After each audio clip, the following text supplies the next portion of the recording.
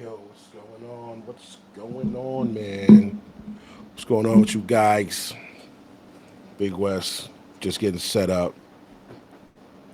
I got a video I want to watch with you guys, man. You already know. I got my monologue. You can fast forward to the good part, but really, I'm just talking to you guys about what I always talk to you about, man. Don't make no mistakes this summer. Summertime about to be hot, B. You're gonna be out there, gonna see all these pretty ladies. You're gonna lose your mind. You're gonna be out there with a $27 Fashion Nova dress. That shit gonna cost you 100,000 in child support. You better stop. You better stop. All right, let me check the volume real quick. Make sure everything is good for y'all.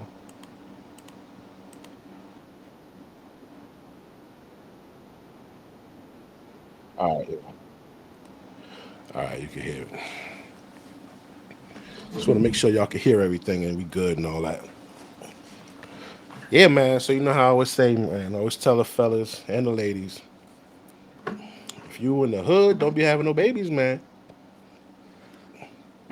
Got a red line the ghetto. You know how they red line the good neighborhood for us? They don't want blacks in certain neighborhoods, man.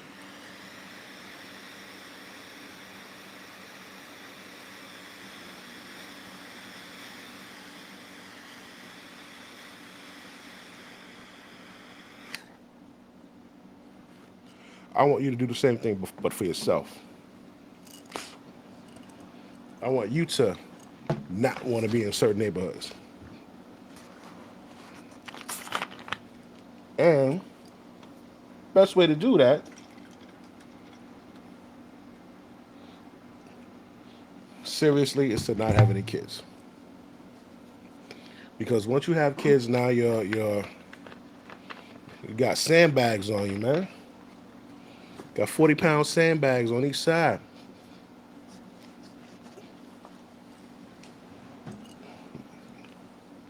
weighing you down, emotional weight, mental weight. You know what I'm saying? You gotta be easy. You don't gotta rush and have kids. You don't gotta rush and get married, man. Create a life for yourself. I'm talking to the men. Women, I'm sorry. You have to choose between creating a life for yourself or picking a good husband. Honestly, the best way for a woman to get a good man, pick a good husband, is to be a good woman.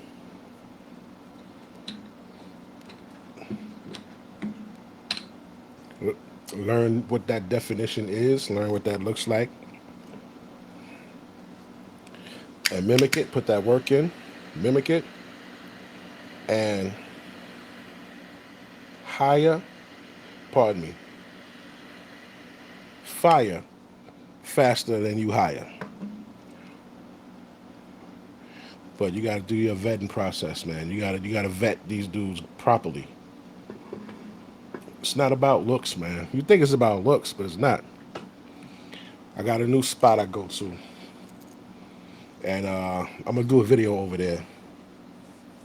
But I came across a couple of guys, man, that are doing well, man. And these dudes are married. You know what I'm saying? One cat make 250 a year. I'm like, damn.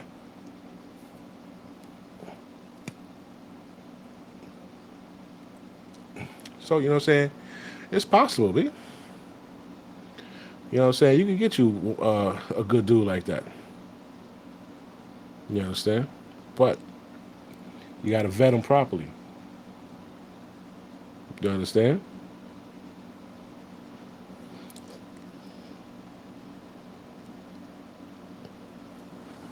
You got to vet properly. So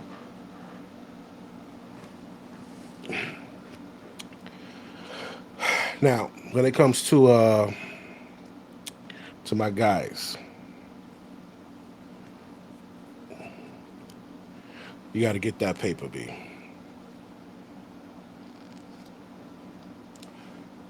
You can't just have a job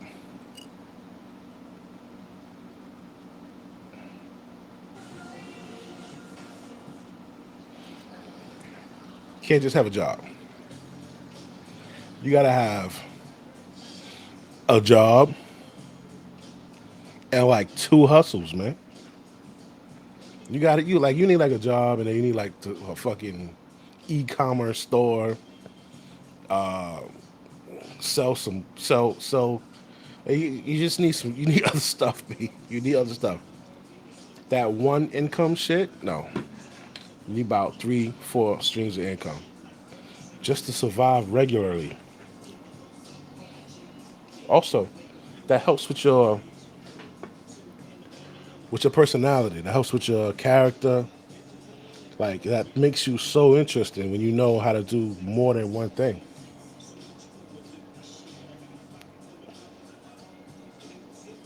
So we're gonna get into how things can get real quick. Fuck. I need you to check this out. This a young shorty right here, 27 years old, in Atlanta. So this guy, he goes around Atlanta. He does these street interviews of the homeless cats. Why haven't you just gone back to your dad's house? Um, like I said, my dad, he doesn't understand me. Like I feel like he doesn't understand me as a person. Like there's things that I've been through that I feel like he just doesn't Like what? understand. Fair use, fair use. Like like vape, Wait. That's happened to you before? yes. At what age? Like young, like probably 8, 7. Wait. Who did that at 7 or 8? It was kind of like, I don't know. At the time when I was younger, I felt like it was like the thing, like for guys to kind of like, like, ooh, let me touch that. Let me touch her ass. Let me touch her. When you're younger, and I'm thinking that type of stuff is okay. Right. But once I got older and the forcing started to get more severe, it was kind of like, it's. That didn't answer the question. Who did it to you when you was? I don't want to talk about that. Was it family? No, Okay. it was not family. So why do you want to protect a rape? It's not that I wanted to protect a rapist. It's just it's happened on multiple occasions. From the same person or from different No, people? from different people. So give me one occasion how it went down. Like, how did you come to have that happen to you? Were you somewhere Okay, so alone? on one occasion when I was younger, somebody who shall remain nameless. He kind of like picked me up and he took me to the bushes and he started playing with my vagina. Mm-hmm. And then there was another one who took me into the pool. He was a big guy. How old were you at this I time? was young. I was like knee high to a horse fly. Young, probably 7. Did you tell anybody that these things No, happened? I haven't told anybody till I got older. Like, Why didn't you tell anyone? Because I felt like nobody would believe me. I feel like they would always take the. What do y'all think? What do you think? I can't totally cross that out because that was actual thing that happened a lot. And I don't know, man. People just didn't really protect their kids, man. They didn't protect their kids, man.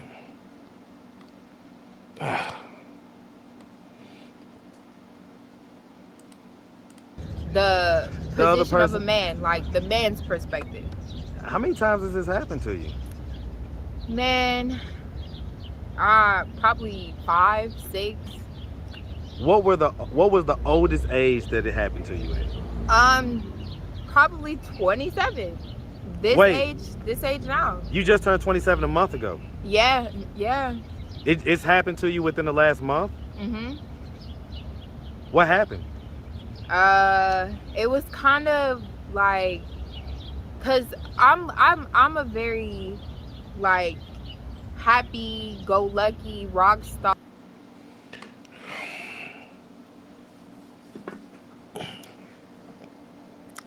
I don't know, man.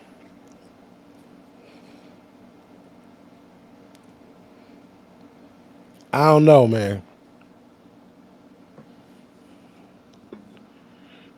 I hate to doubt women when it comes to that. I hate to doubt women when it comes to that because that shit happens, man. But I just get the feeling. I just get the feeling that it's there's something left being left out, or there's something being added. I don't know. Are like enjoy my Yeah, life I see it. type We get the person. vibes. So like some men kind of misconstrued that and they think that I want sex, or they might think I'm a prostitute or a trick or whatever, a bitch, whatever they want to call it.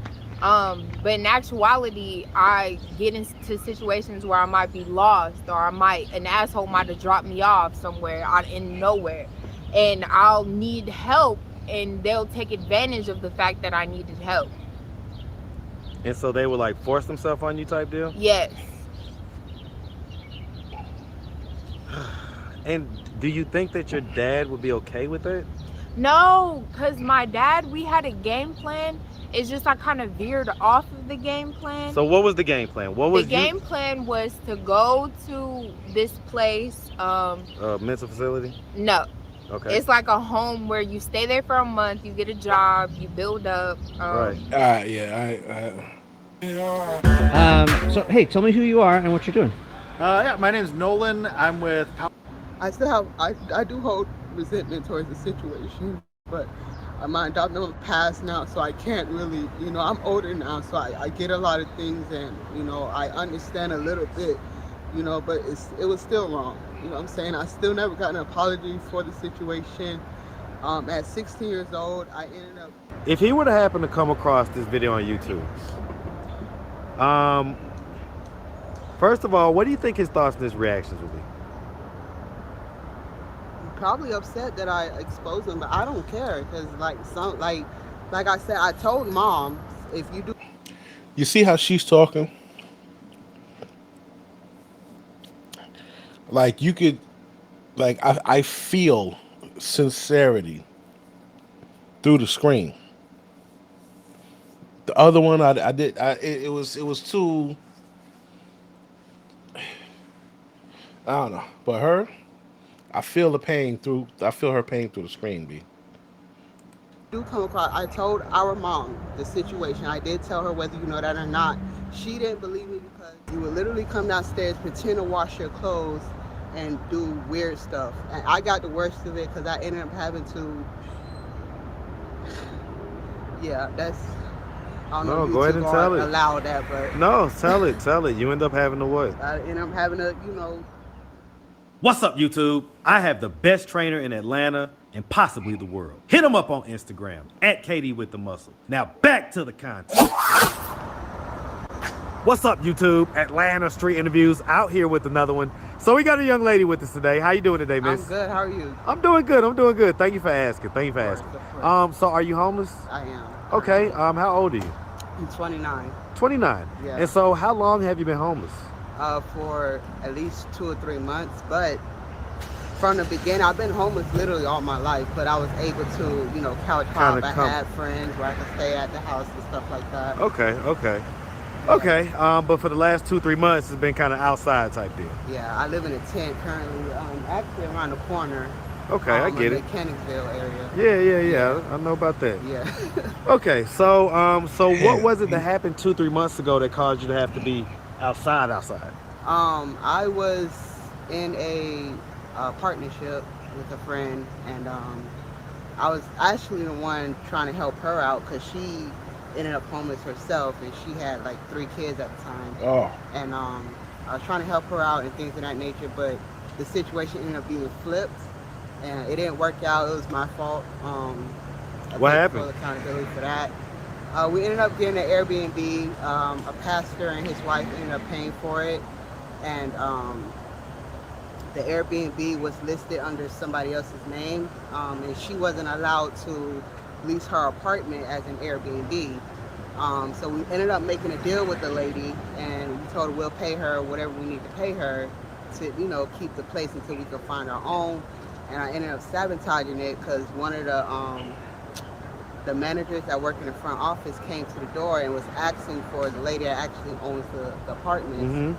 And he was asking, was this an Airbnb? And I told him, yeah. And we ended up. Why? I sabotaged it. Why did you tell him? Yeah. Thinking. Why did you tell him you was just a guest of? I wasn't thinking. I was. It's an embarrassing story. What apartment was this? It was Briarcliff or Briar Hill, something. So it was like over that. there by Briarcliff, basically. Yeah.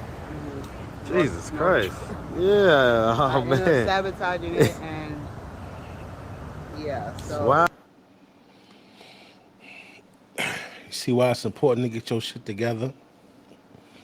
If she'd have been getting her shit together, because it looked like she's trying to play the masculine role. She's taking a high road. If she'd have been worried about herself instead of a chick with 3 kids, she would be in a better position. I always say you are the most important person in the fucking world. You. Get your shit together for you. Pardon my language. I'm trying to cut down on the cursing because I'm talking to young people. And I just watched, I watch videos of myself and I'm like, damn, I curse a lot. Jesus. Like every 3rd word, 4th, 5th, 6th words is fuck shit, bitch, But I'm working on that. But you got to get your stuff together, man. You got to get I don't care if it's like strive for a 1-bedroom, but what I'm saying, even if it's a studio and you got to rock out for a little bit and you do that, but you got to get your own. Stop worrying about these chicks. They're going to be there. You got to build that foundation. You got to get that steady ground first, man. Get that steady ground first. Get the apartment, get the car, get the solid income apartment, then the car, man.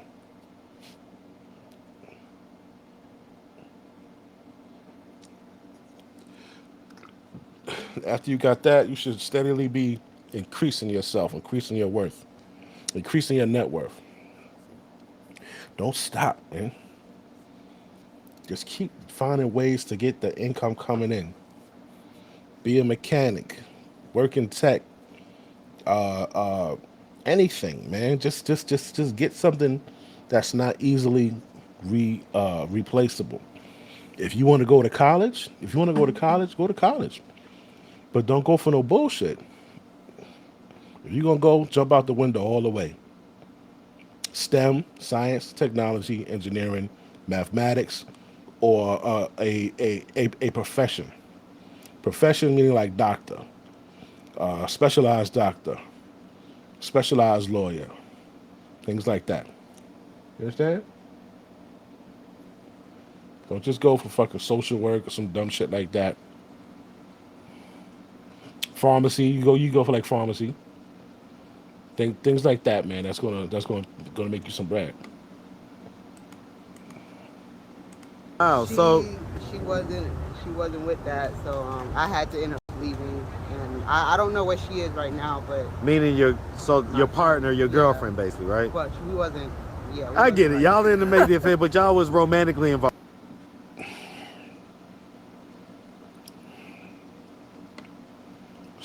Wasn't even a fucking girlfriend. Right? We wasn't. We was just in partnership. I was trying to help her in the beginning. The point of me being in partnership with her was to help her and her kids. But then the situation flipped where now I'm. So are you like into women or into men? I'm into women. Women. Okay, that's what I was just trying to figure out. But Like we wasn't together. Okay, because if you made it sound like that at It first, don't even matter. okay, Go I ahead. get it. No. I may have assumed. My bad. Yeah, no. All right, cool beans. So that's how you end up getting in this position. Right. Do you have any kids? No. I'm going to go ahead and disclose it. I'm HIV positive, and so when I get into relationships, It is my duty to tell my partner, that I have, HIV or whatever. So I haven't.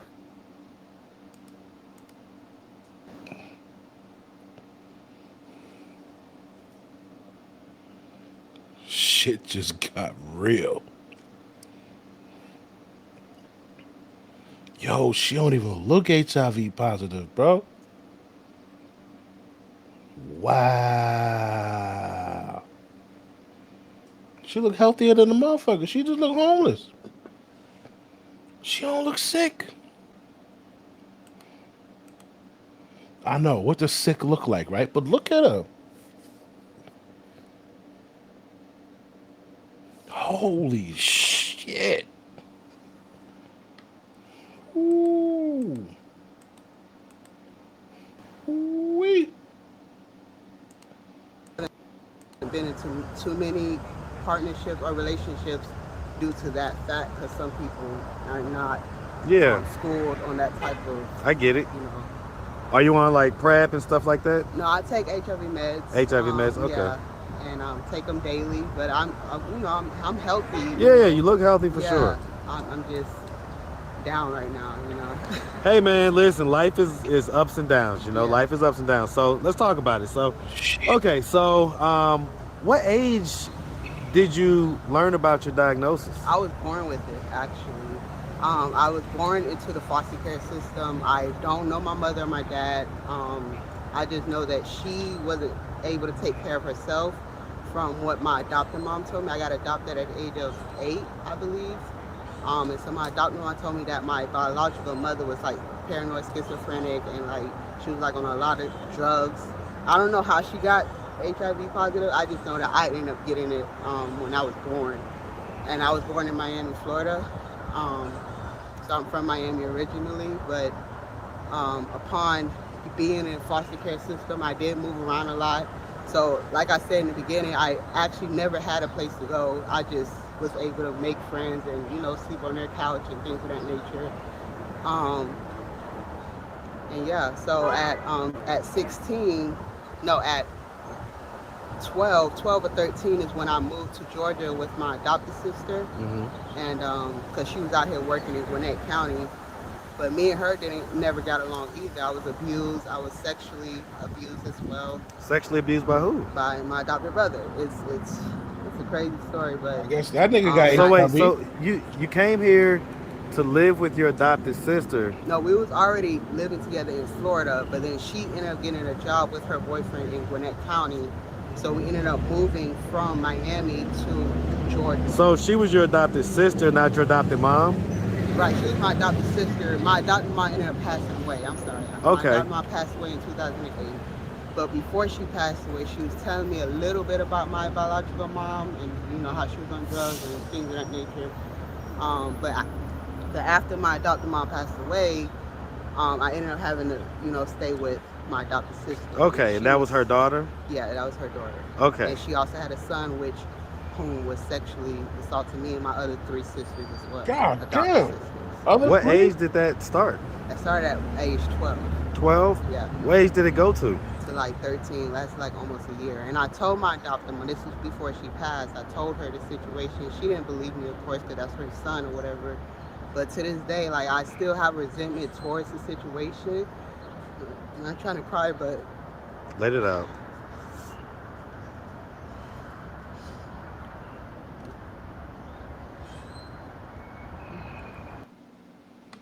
Ah. Oh man.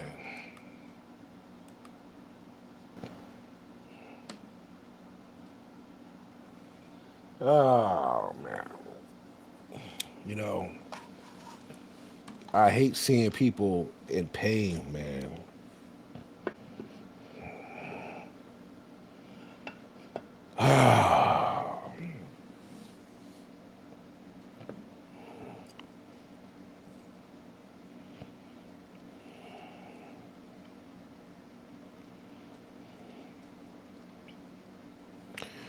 Listen, man, if you know anybody that's being molested, seriously, physically abused, you know,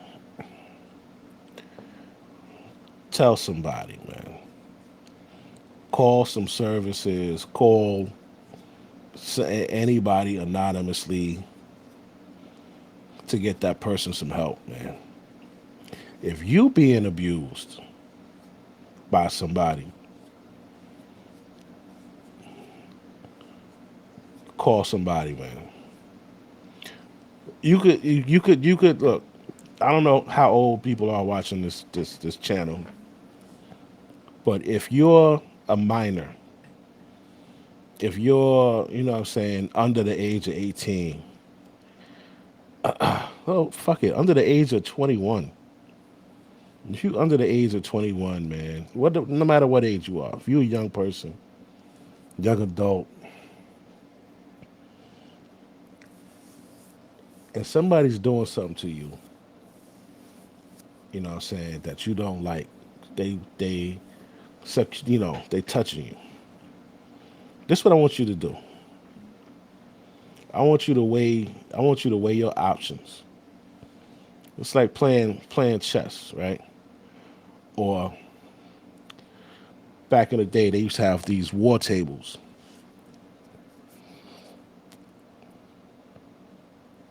On your war table, I want you to plan at least minimum 3 steps ahead. This person does this to me, I do this to that person, and then they do this back to me. Minimum 3 steps. That's how I want you to think. So are they touching you or they trying to touch you? Right? That's the first step. Second step is, what are you going to do to them? I want you to evaluate where you would go after you did something to them. Would you stay there or would you go somewhere? And then I want you to think of what most likely would they do to you. Put down all of the fucking possibilities. And then I want you to make your move based on that. Right? Now, it's 2 ways you could do it. You could do this. Call somebody and get the fuck out, and then I guess go to like wherever these services would set you up at. I don't know if it's going to be like a home with other people, or I don't know, right? But you got to factor that in, right? And if you decide to stay there, if that's a possibility, I want you to crack that motherfucker upside their head. Like, don't kill him, because I don't want you to catch a charge. But you got to find something to make the motherfuckers fear you. Whether you stab them in their fucking dick, you got to do something. Because look, man, they gonna take advantage of you. They gonna do what they gonna do to you anyway. So you might as well give them something to think about. And I want you to just take out all of that pain, hate, and anger on that person, and then just like you can't live like that. You see this? You see the hurt in her face? I used to work on Rikers Island. I used to be a CO, and one of the things that used to bother me was when we would get the motherfuckers coming in the jail, right? We would take new admission PCs. That's new admission protective custody, right? So you got to go through their folder. It's a little yellow manila folder, and you look in the folder and you see if they fit the criteria to come to the jail. Because they had to be new admission. They had to be fresh off the street. They couldn't be from another jail and then transfer over. They got to be right off the street. So you look in the folder, right? And sometimes there would be a spot that said details. Now, depending on who was filling out that paperwork, sometimes they will put in the details what the person did. Some people wouldn't, but some people would. Like, I guess if they felt that this person was enough of a piece of shit, they gonna write down what they did so we could see. So you're reading the details. Oh, plaintiff so and so stated that Mr. So and so, defendant so and so,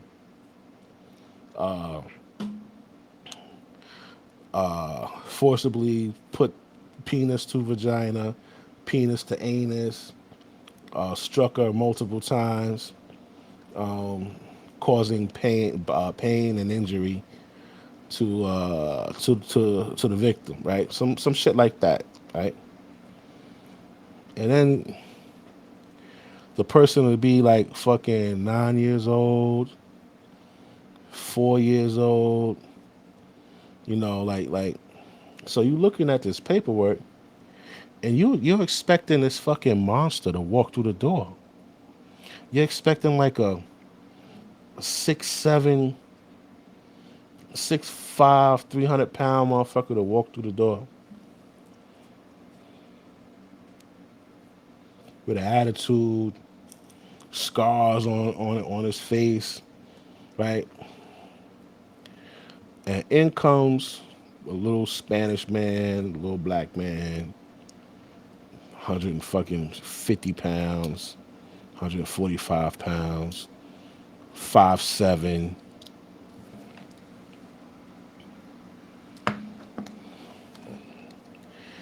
And then, I would just get angry looking at this motherfucker. And they'd be the nicest motherfucker. Yo, you wouldn't. Yo, I don't know how to act around nice people. Nice people are the fucked up people, man. Nice people are the ones that do the worst shit. And they super nice because it's like a cover up. Like they try to be real nice so you wouldn't expect some shit like that from them. And every single time we got a fucking rapist, pedophile,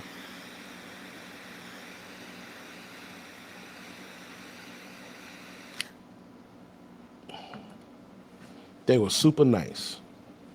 They were the best fucking cleaners, the best house cleaners. Called you Mr., which is super nice. It took me a while to catch on to that.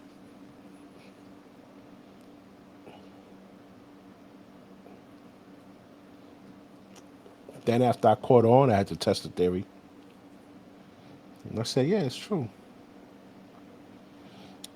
So the reason why I felt bad and I felt guilty is because this piece of shit did something to somebody. They victimized them. So they victimized the person. You know, the person got help. The bastard got arrested. But then we protect them. So it's like you're protecting the person that victimized her. Person that victimized her,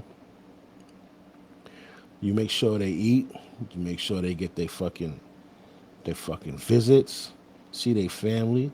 You make sure they get their fucking hair cut. You make sure nobody steals their food. You make sure nobody steals the pin code they punch in to make a phone call. You make sure all of these things. You make sure they get their showers and you make sure they go to the fucking gym to work out or whatever.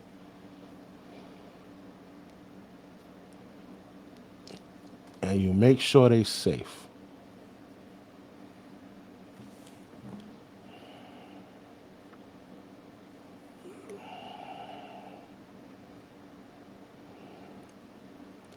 That's a guilty fucking feeling.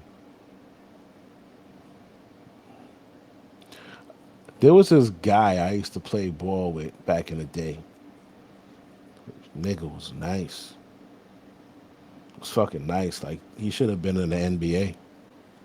For real.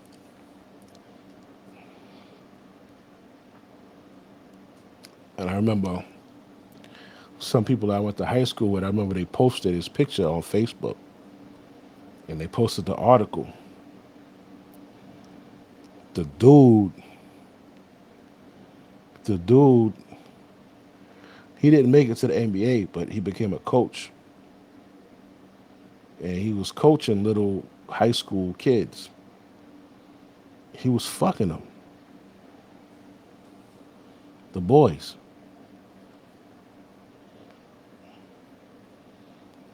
I said, oh shit. I said, yo, that's so and so. I read the article. I said, whoa. Then, like a month later, I'm at work and I'm standing by the the law library where they go in and read about their case and get help and shit like that. So the PCs were being escorted to the fucking law library. You already know since I'm telling you the story like this. The nigga was on the line.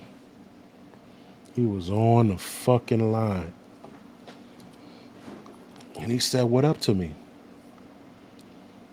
And I'm like, oh shit, that's, yo. He like, yo, what's up? I'm like, what up? And I'm like, yo, that's crazy.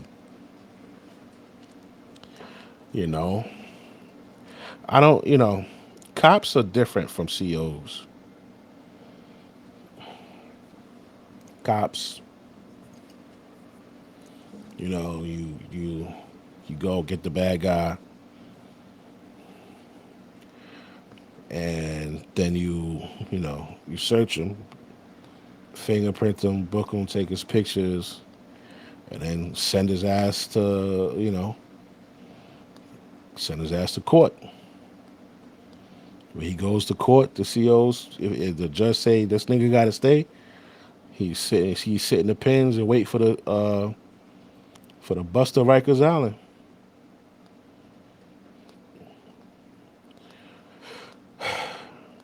But being a CO is different. You gotta see these niggas every day.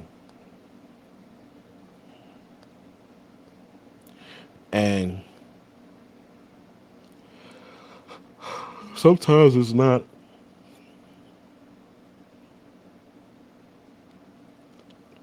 Sometimes it's not personal.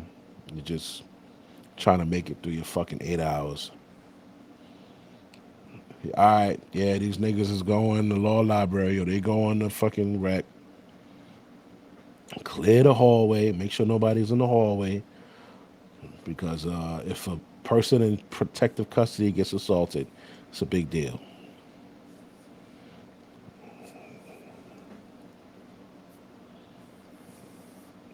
I remember there was a fucking guy. I couldn't believe this shit.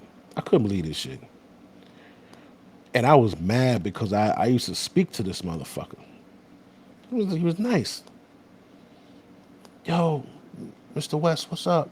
Yo, what's going on, man? You all right? Yeah, yeah, yeah. All right. I found out this nigga raped his little sister and filmed it with a cell phone.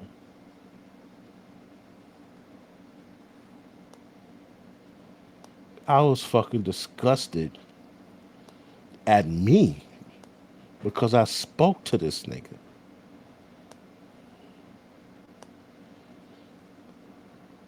So the next time I saw him, I don't work there no more, so I'm a fucking, I'm gonna say it. The next time I saw him, I looked at all the niggas in the house. I said, "Yo, y'all, y'all know who you walking with?" It was like, "Yeah." Like, I remember when I first started, them niggas was not living. They were not living, B. Rape? That was a green light. Rape. I used to call it chow time. That was chow time. That was free rec. Rape? Fuck that nigga. Fuck him. I don't care.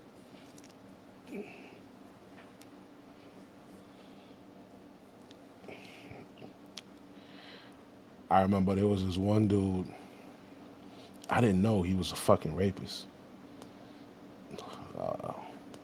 He was a young kid. Young kid. He was like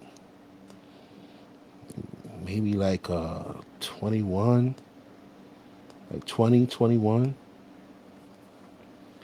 I had a high class adult house, and he was my porter. House gang, motherfucker, clean up and do a good job too, and he ain't have to ask the nigga 9, 10 times.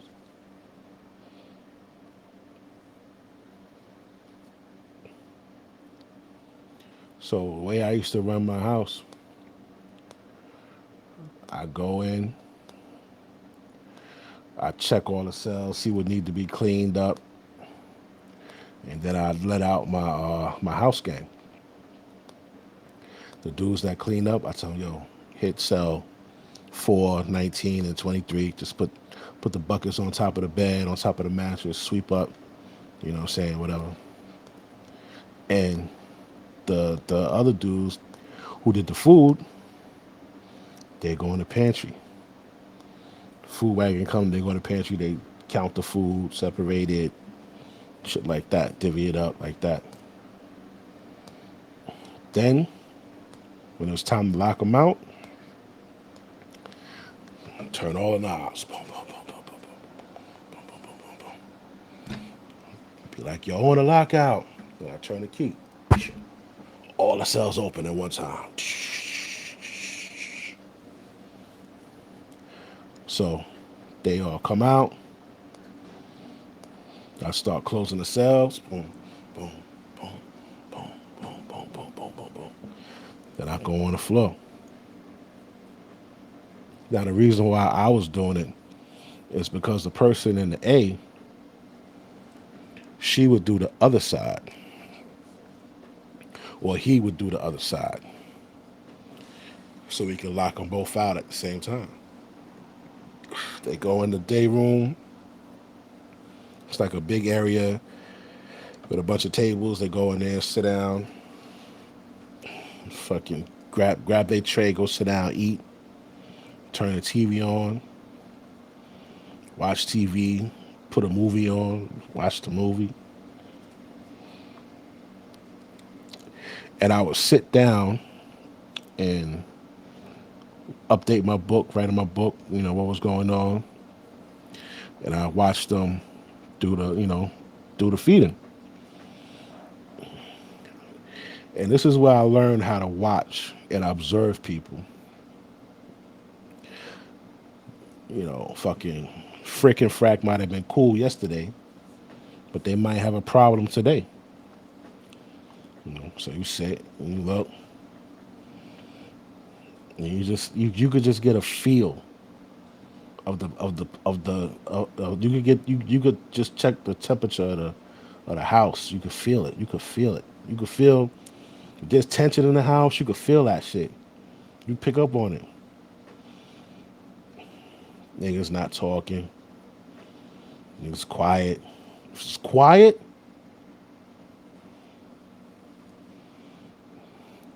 working at jail, and you lock niggas out, and it's quiet. Everybody fucking shoes strapped up, laced up. Everybody fully dressed. It's gonna go down, B. This particular day, everything was fine. Everything was good. So I went in the bubble. The CEO was supposed to stay on the floor. I figured I worked that house enough. I know my inmates. I check the temperature. It's good. I'm going in the bubble. Put my feet up. So I go in the bubble. I was talking to the other officer.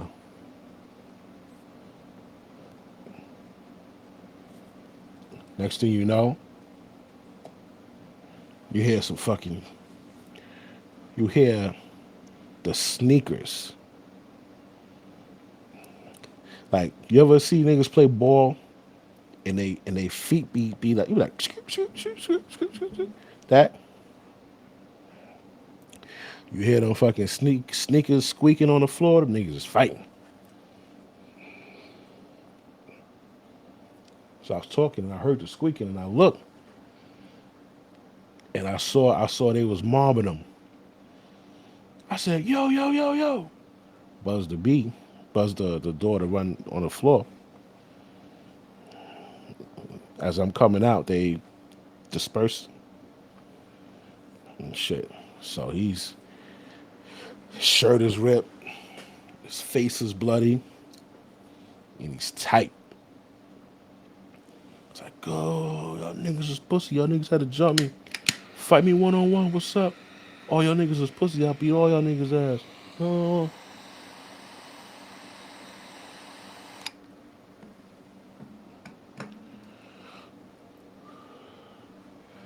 I say, yo, what the fuck?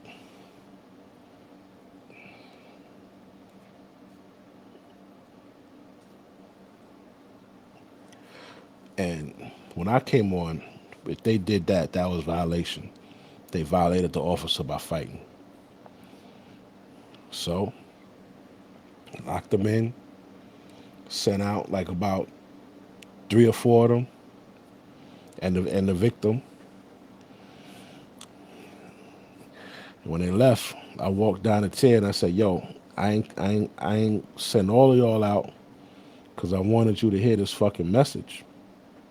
You niggas know don't shit go down unless I know about it.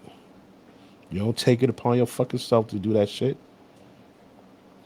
And then one of the niggas told me, he said, "Yo, Wes, we ain't mean no disrespect, but that nigga was a rapist. He was a rapo." So I said, "How you know he was a rapo?" He said, "Yo, word to my mother, he was a rapo. And when you not here, that nigga don't lock out. He stay in his cell all day. When you hear that nigga be out and he be acting, he be acting tough and shit. When you not here, that nigga don't come out, man.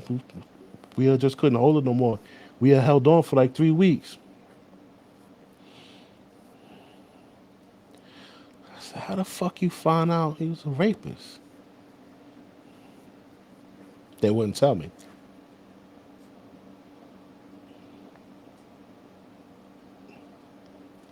But I figured it out. Every day, you post 2 sheets up on a wall or on a door. One is for law library. One is for sick call, like to go to the clinic. They put their name and they put the last 5 of their book and case number. That's like they jail ID number. The last 5 of that number is a 10-digit number. 3 digits, followed by 2 digits, followed by 5 digits. 10-digit number altogether.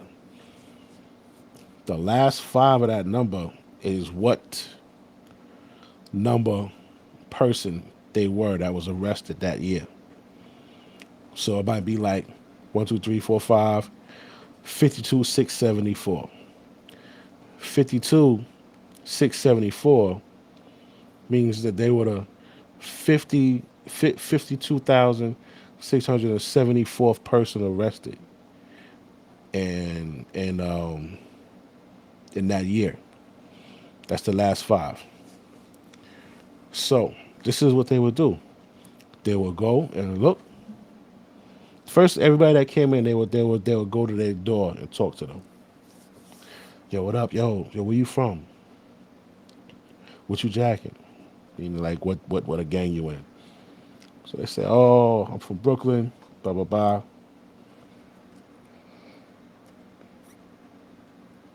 And they ask them when they got locked up. Oh, 2023. All right. If they don't feel like something is right, they they know the first three digits of that booking case number is the borough. So the borough, it might be 349, 241, 541, 113, whatever it is that those three digits coincide with the borough. So the nigga said he from Brooklyn, so they be like, all right, I think Brooklyn was like 441. I forgot. That might be Queens. I don't know. So say 441, right? He said he was in Brooklyn. So they get on the phone and call their peoples, yo, check this number. He from Brooklyn, so that's 441. He said he got arrested in 2023, so it's 23, and his last five is 52674. So they go right on fucking Google, inmate lookup, and type in the booking case number. The nigga's name, birthday, his next court date, his bail, and his charge. So they be like, oh, yeah. It say he go to court October 2023, and his charge is R1, rape in the first.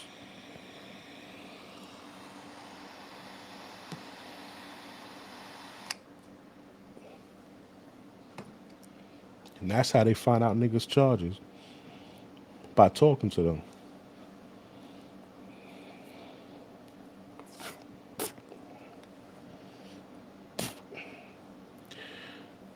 And every fucking time, B, every time they got it right.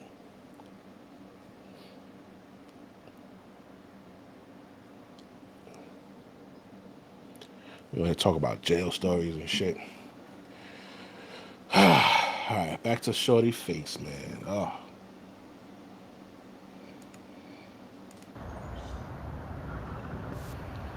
I do hold resentment towards the situation, but my adoptive passed now, so I can't really, I'm older now, so I get a lot of things, and I understand a little bit, but it was still wrong. You know what I'm saying? I still never got an apology for the situation.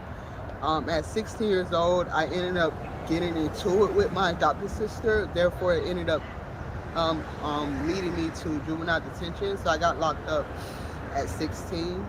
And then from 16, my report just kept adding up. I got locked up again at 17. What was the type of stuff you was getting locked up for?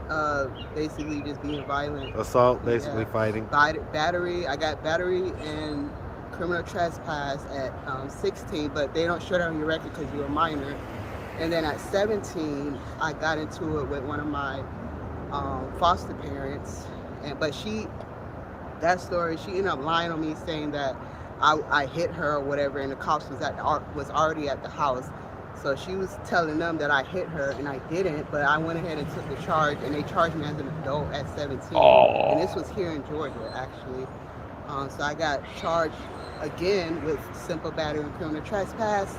And then at 19 years old, I was in a group home, Elks Aidmore in Conyers, Georgia.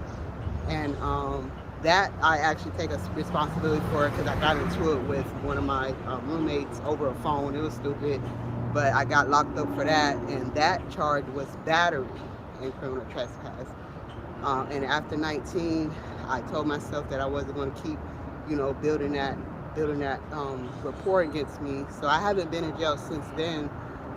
At 20, I did graduate high school. I know y'all be like, dang, you graduated? Yes, I graduated Well, high no, school at people are going to be 20. like, congratulations. Well, many people on this channel never graduated. Yeah, so I ended up getting my diploma. I went to Heritage High School In Conyers. Mm-hmm. Yeah. And so I did end up graduating high school, and then after that, I did go to college. Okay. But then I let the college life get to me. I ended up flunking out. What college? I went to Georgia Gwinnett. Okay. college. Yeah. Hey, And the man. crazy thing is the state, because I was still part of the state. They was paying for it and everything, and I just ruined that situation completely. What type of stuff was you Um, doing parties? Going to dorm parties, just hanging out with friends, not going to class 'cause I was too, Yeah, we get it. We get it. hangover and Little, all little, that. little party lifestyle. Yeah, Hey, man, it happens to the best of us, all right? you All know. right, so I want to pause you right there, though, because so do you think that a lot of those charges and the behavior issues that cause them stem from, Childhood wounds. It absolutely do. And that's why it's important to heal before you get in partnerships with people. It's important to heal before you get into a relationship with people. Because when you do have good people on your side, you push them away because you're not sure how they're going to treat you or how this is going to go. You questioning everything they do. You ended up having trust issues about the situation. And then, they're just standing there like, I'm here to love you, but, you you can't got all receive it because right. you're not healed. You don't know. What did did your adopted brother ever admit to doing that? Absolutely not. Like I said, to this day, I don't even know where he's at or where my adopted sister's at. But to this day, And they were I here have in not. Georgia last time you knew? And last time I knew, yeah, that was. So I mean, if he would have happened to come across this video on YouTube, first of all, what do you think his thoughts and his reactions would be? Probably upset that I exposed him, but I don't care because like I said, I told mom, if you do come across, I told our mom the situation. I did tell her whether you know that or not. She didn't believe me because again, you were her son. You know what I'm saying? And I get it. A parent not going to believe somebody they just adopted. Over their own child, which I understand. But at the end of the day, like you not only did me, but you did my disabled sister and my little sister, who was like 3 or 4 at the time. Like you would literally come downstairs. We was living in a basement. Mm-hmm. You would literally come downstairs, pretend to wash your clothes, and do weird stuff. And I got the worst of it because I ended up having to. Yeah, that's. I don't know if go ahead and tell it. Allow that, but No, tell it. You end up having to what? I ended up having to, he would zip down his pants and had to, suck on his penis and stuff like that, and all this stuff, and he would finger us and all this stuff. And like I said, I told, but she didn't believe me about the situation. And so to this day, it's like I just live with it because I can't do shit about it. I can only forgive him, which I have. But it still hurts to know that your own family, which I did, I did Consider them consider family. you guys family, but I guess you didn't consider me as one of yours. And maybe because I was adopted, and I don't know I can't speak for them, but I just know from my perspective, I believe that's probably what it was. You guys wanted to be the only child. Your mom had a heart. So she adopted other kids into the family, and I guess you guys have What's the age difference between you guys, between you and him? He's probably in his 30s or 40s right now, currently. So I mean, when you was 12, he was how old? He was probably like 28, 29, like my age right now. He was a grown man? Grown man, yes sir. And I was 12, 13 years old. Huh. A grown, can I curse? Yeah. Grown ass man, yes. Doing all that. Okay. It's beyond me, but as the days, as you get older, like you realize, you can't do nothing but heal. You know what I'm saying? What's his name? His name is Mark. Mark what? Mark Melton. Mark Milton? Melton. Melton? Melton, yes. Huh. And I'm a Kennebrew. I got adopted into the Kennebrew family. My adopted mom name is Dorothy Kennebrew, and my sister, who I was living with, her name is Lisa Melton. So they all got the same name for their mom, but I don't know if my adopted mom got married and got Kennebrew and she didn't give her kids her. I don't know. Right. But I know I'm a Kennebrew. I get it. Okay. Yeah. But my original last name is Newsom before I got adopted. Newsom? Newsom. Newsome. Yeah, because you never know the reach that these videos have. I'm always shocked by it myself. Right. So you never know. Somebody might watch this and say, "Man, I think I might be related to her." Yeah. So if you guys looking for your long lost child, my original Or a cousin, name, or sister, or whoever, brother, or anything. original name is Migdalia Newsom, but I am a Kennebrew right now because I got adopted. So it's Wow. Kinni, B as in boy, REW. Mm, But Migdalia is my first name. okay.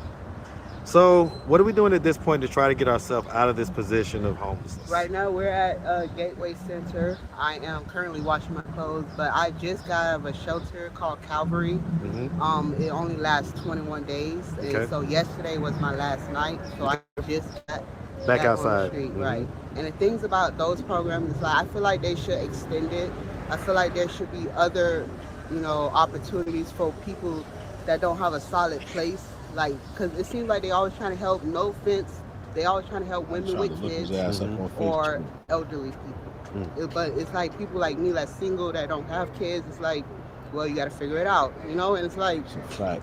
it don't hurt to help. You know what I'm saying? Like, Yeah, it I mean, don't hurt to- how do you get up off, how do you get on your feet in 21 days? You know what I'm saying? Like That exactly. that's point. that sounds almost impossible. So Like, yeah, some of was these able to, programs like- definitely need to be tweaked. I'll agree with you 100% on that stuff. right.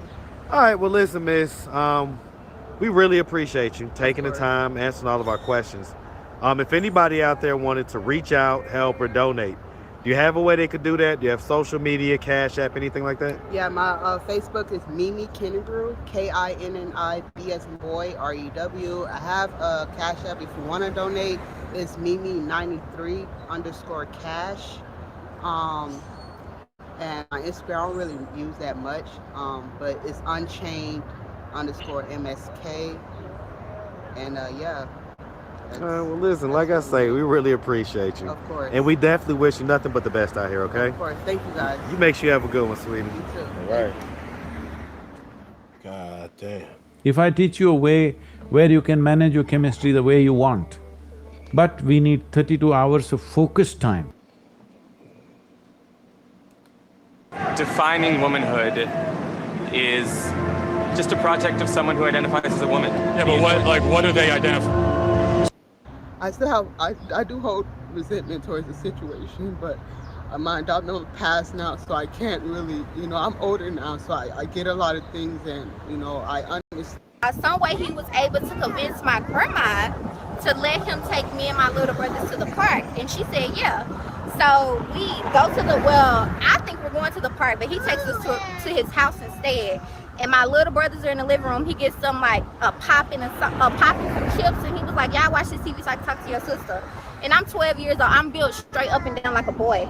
So he showed me a lot of money. He was like he would kick us out. But one time we walked in, and it was just a terrible sight. What was going on? Like all them people was together. They was, like having an orgy. It was What? And he did not care. Like my daddy did not care. He had like we was not there. We were literally living outside. Like, believe it or not, this man and his 3 children, and he did not care. Like, we were never a priority. He did not care if we had a roof over our head. I guess he thought us living like that was punishing my mama and that she'll come back. She never did though. So how did that feel when your mom that you had been looking for just ran away from you guys? I just kind of feel like everything everybody was saying about us was true. Like, didn't nobody want us, and we were like the worst thing to happen to my mom and dad. What's up, YouTube? I have the best trainer in Atlanta and possibly the world. Hit him up on child. It is. Okay. All right. So so at 28, we find ourselves homeless right now. How long have we been homeless? About 2 months now. About 2 months? Mm-hmm. What was it that happened 2 months ago that caused you to become? Yo, it's a lot of homeless people, B. And these is like young people too, like, damn. Homeless. I was in a really bad relationship, and something happened to where he told me that he would not only end my life but our child's life as well, and that was the strength for me to walk away. Okay, so you was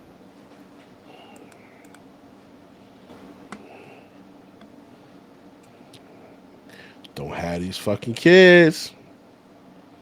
Yo, I'm tired. Y'all been rocking out with me. I'm going to bed, man. Holla at y'all.